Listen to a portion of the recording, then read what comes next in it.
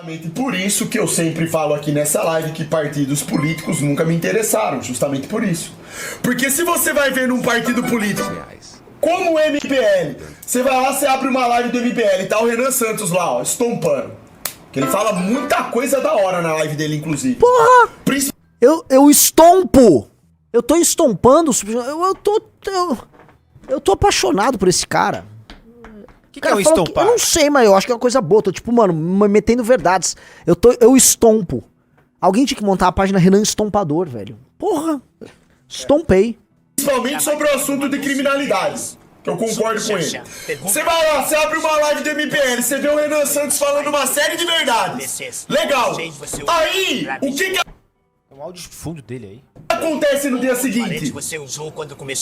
O integrante do MBL vai lá e apunhala eles pelas costas. Ou o partido, a maioria, decide apoiar uma pessoa que não tem nada a ver com as ideias. O que você vai fazer? Bruno Veturrazo. Então, eu valorizo apenas ideias saudáveis e verdadeiras de pessoas com motivações corretas. Super Xandão, eu entendo, ó. Tem tudo a ver com o que eu falei agora há pouco, tá?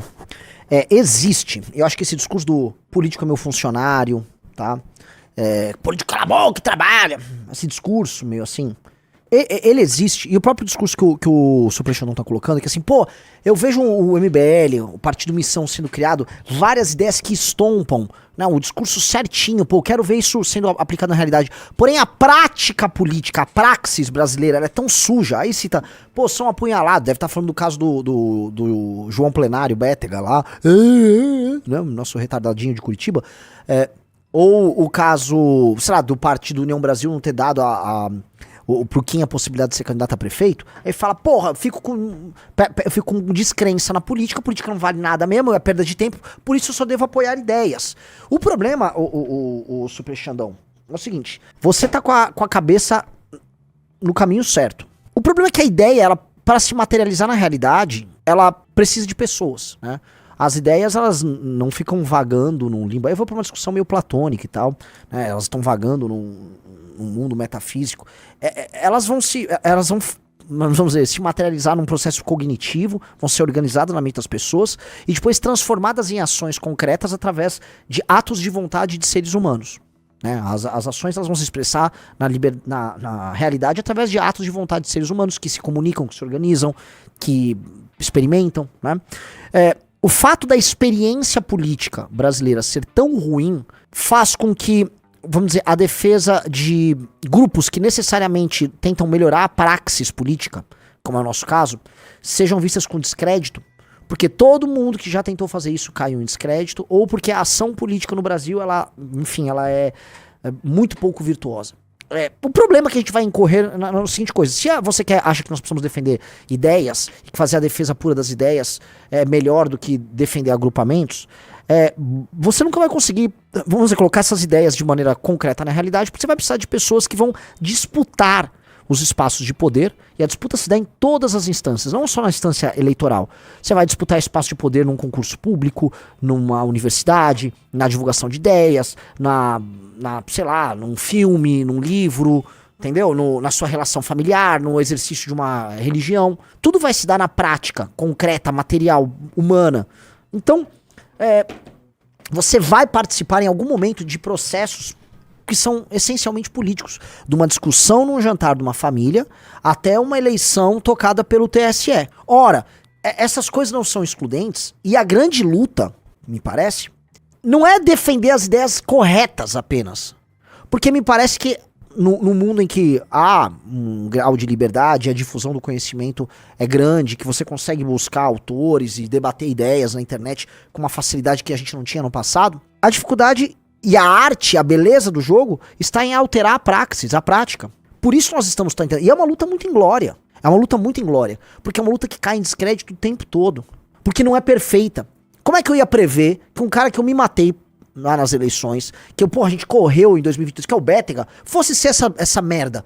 Ele tinha dado alguns sinais, mas a equipe era tão boa, ele nunca pareceu ser um traíra. Plum, ganhou, era isso. Então, você vai errar. Aprendemos, estamos tomando várias lições. Como não ter outro. O número de bétegas vai cair. Como essa eleição, né, o número de traíras da eleição de 24 é muito menor do que da turma de 16 ou da turma de 20. Muito menor. Né? Então é um processo de depuração e de melhora. E é meio que a vida é um processo de depuração e melhora. Se você tiver uma boa gestão, que se encaminha no foco correto e que fica tentando melhorar o tempo todo pra não ter esse tipo de problema, ou não ter um ladrão, um corrupto, ou coisas do tipo, você melhora a praxis, você influencia positivamente e você altera a realidade aplicando essas ideias de uma maneira melhor. Então eu peço, assim, pro Super Xandão, não é nem que ele é cínico, que ele não é. É que ele tá igual todo mundo, muitos de vocês aqui no chat, é igual o cachorro que foi mordido por cobra, né? Cachorro mordido de cobra tem medo de linguiça. O que eu digo pra vocês, um bom homem à moda antiga, ele tem medo de linguiça de qualquer forma, mas o cachorro mordido de cobra, né, deu uma linguiça, ele saiu fora.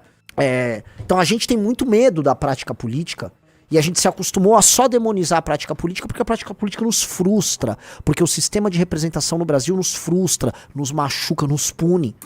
Mas fugir dele é abdicar da alteração dele. Fugir dele é abdicar. Então a gente vai ficar num argumento meio circular se a gente fugir. A gente tem que entrar com força. Entrar com... estompando. Estompando, como diz o Super Xandão. Então eu acho assim...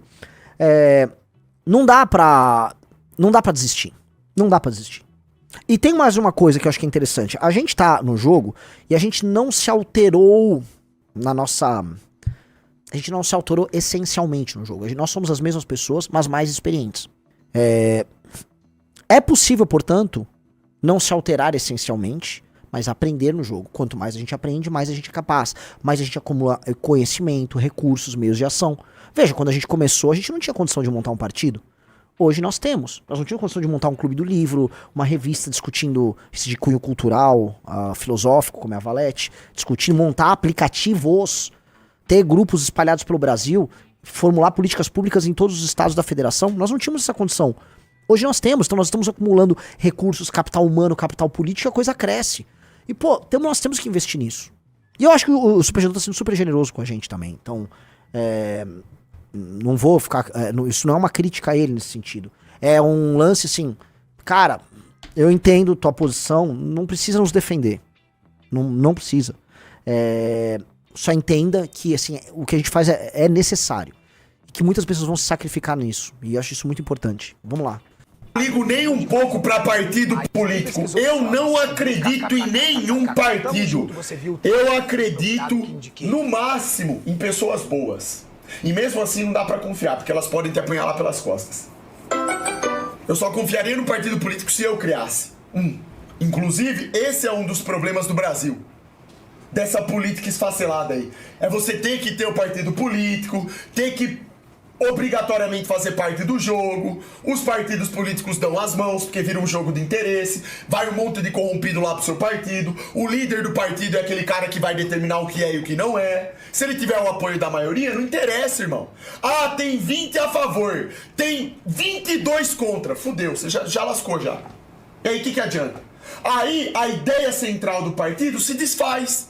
Eles perdem a essência, porque fica indo de um lado pro outro. Esse é o problema. Por isso que partido político é tudo lixo no final das contas. Não, olha só. Não adianta. Super Xandão. Dentro do conjunto de propósitos e valores do PCO ou do PSOL, há uma grande traição? Há um grande desvio por conta de malandros? Eles são programáticos.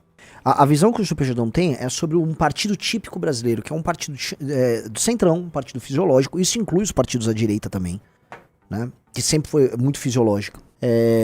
E você precisa ter um tipo de controle programático muito sólido, para evitar que isso aconteça. Nós somos criticados por falar, nós faremos esse tipo de controle sim. Porque se não tiver esse tipo de controle, dada a natureza fisiológica do brasileiro, patrimonialista, carguista, oportunista, descompromissada, dadas as assimetrias que nós temos, que faz o que políticos que vão estar nessa posição aqui queiram trair o ideário do partido para levar vantagem sobre o eleitor que está nessa posição aqui. Dado isso, é muito fácil você deturpar um partido. Eu concordo com a análise dele, porque ela é concreta, ela é real. Mas dá pra evitar. Nós acreditamos que dá pra evitar. E vamos evitar. Por isso que eu falo que não tem oposição real, inclusive. Não tem. Você pode ter pessoas que estão defendendo coisas corretas, top. Mas a partir do momento que você tem que entrar obrigatoriamente num partido político, você perde poder, você perde sua essência. Não perde. Não tem... Não. Pelo contrário. Desculpa, Superjornal, eu vou discordar de você. Você aumenta seu poder.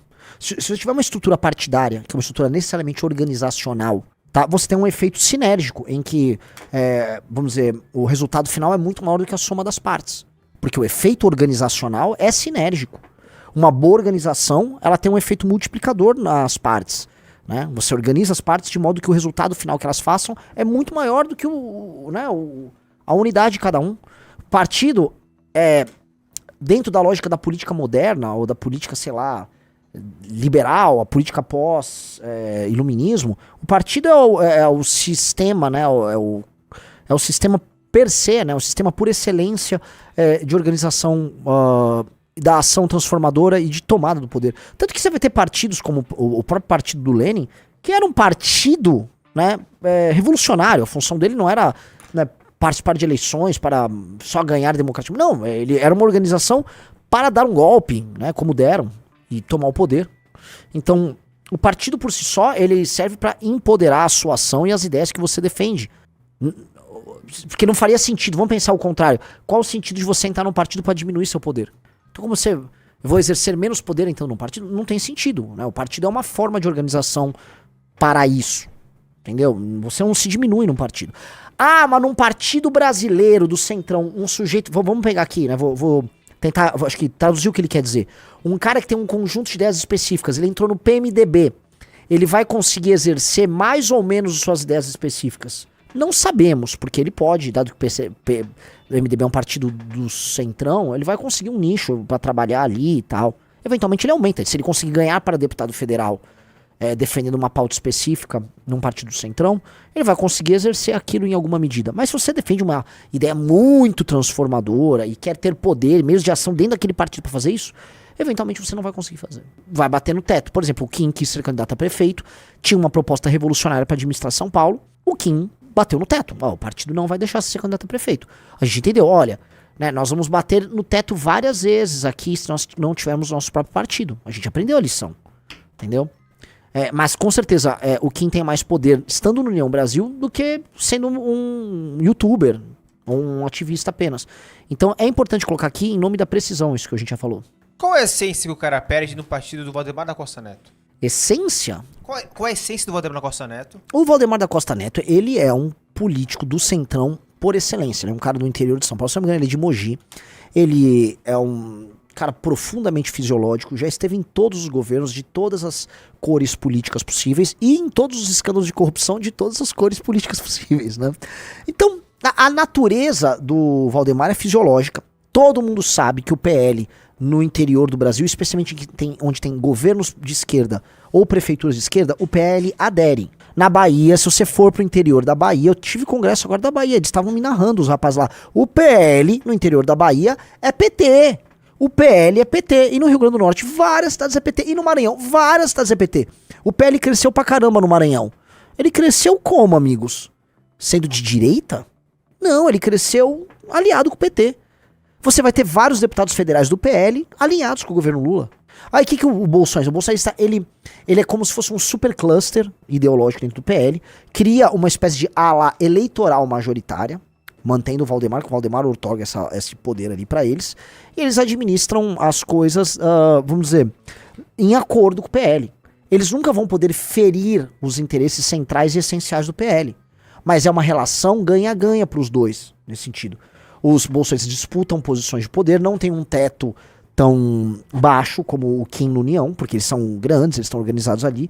Eles, né, eles concorrem a eleições para governo, município, etc. São deputados, tocam uma agenda A, B ou C ali, tá? Então, ou seja, o teto é mais alto. Tem dinheiro do fundo partidário, um naco. E o Valdemar vira um super agente político no Brasil. Hoje é tranquilamente, um dos 10 agentes políticos mais poderosos do Brasil. Quem não ganha é nós no Brasil, né?